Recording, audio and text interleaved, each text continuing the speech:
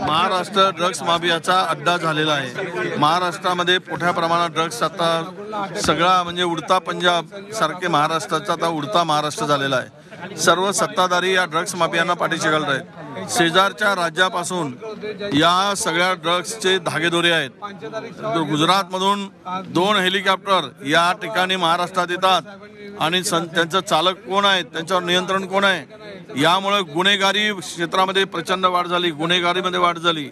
यामधून माफिया तयार झाले, त्यांना पाठीशी घातलं जात आहे, संरक्षण दिलं जात आहे, मंत्र्यांचं संरक्षण आहे। कुठे चाललंय राज्य आणि उद्ध्वस्त होत आहे ड्रग्स माफियाच्या माध्यमातून। पण त्यांना या राज्यामध्ये आम्ही ज्यावेळेस आवाज उठवतो त्यावेळेस ते दुसरीकडे बोट दाखवतात आणि या माफियांचं संरक्षण करतात। ललित पाटील हा एक छोटासा आहे त्यातला, आणि ह्यातमध्ये तर सर्व सरकारचे अनेक सत्ताधारी पक्षातील लोक यामध्ये गुंतलेले आहेत आणि तेच यांना पाठीशी घालत आहेत। हा महाराष्ट्र उजाळून टाकून तरुणाला उद्ध्वस्त करण्याचं पाप सध्या राज्यात सुरू आहे आणि याचे कनेक्शन शेजारच्या राज्याशी आहेत। हा संपूर्ण नेटवर्क जो आहे याच्यावर कंट्रोल आहे, हे चालवते धनी आहे। बाजूला असलेला गुजरात लपवायचं काय आहे, तिथूनच येतात 2-2 हेलिकॉप्टर येतात राज्यात। कोण आणतात हेलिकॉप्टरनी येऊन त्या ड्रग्सच्या ठिकाणी जिथे हे सगळं तयार होतं त्याचं कंट्रोल पूर्ण आहे। त्याच्यामध्ये उत्तर महाराष्ट्रातले अनेक मंत्री त्यामध्ये सहभागी आहेत। उत्तर महाराष्ट्रातले मंत्री आज गोगावले म्हणतात प्रदर्शन करणार आहेत सलीम गुप्ता आणि जे युबीटीचं कनेक्शन दिलं त्यावर ते सर्वच प्रकरणाची झाली पाहिजे।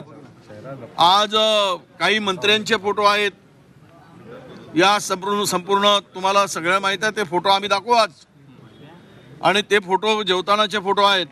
काय तो निमंत्रित पाहुणा त्यांना माहित नव्हतं का उद्या यांच्याबरोबर दाऊद बाजूला बसून जेवेल, तर हे म्हणतील की हा दाऊद नाही, आम्हाला ओळखतच नव्हता म्हणून आम्ही जेवायला बसलो।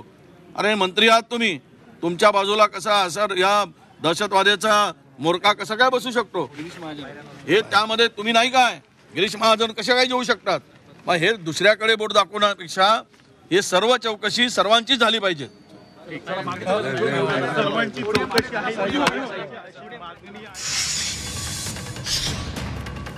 तर ड्रग्ज माफियांना संरक्षण मिळतं असा आरोप वडेट्टीवार यांनी केलेला आहे आणि यात उत्तर महाराष्ट्रातल्या काही मंत्र्यांचा सुद्धा समावेश आहे असाही आरोप त्यांच्याकडून करण्यात आलेला आहे। विकासाचा ध्यास म्हणजे